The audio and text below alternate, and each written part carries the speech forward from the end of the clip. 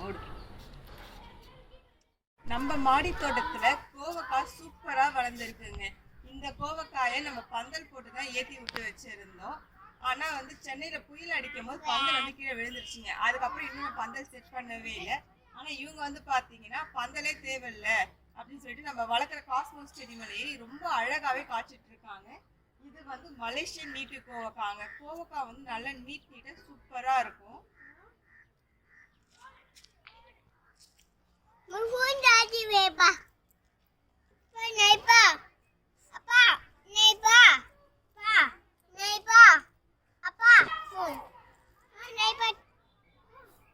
கோவக்காய் எவ்வளவு நீட்டா இருக்கு பாருங்க.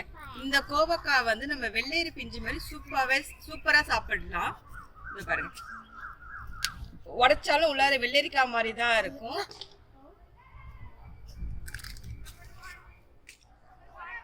இந்த சாப்பிட்டு பார்த்தாலும் வெள்ளரிக்காய் மாதிரி தாங்க இருக்கும். இது வந்து சுகருக்கு ரொம்பவே நல்லதுங்க. அடுத்த வீடியோல பார்க்கலாம். பாய்.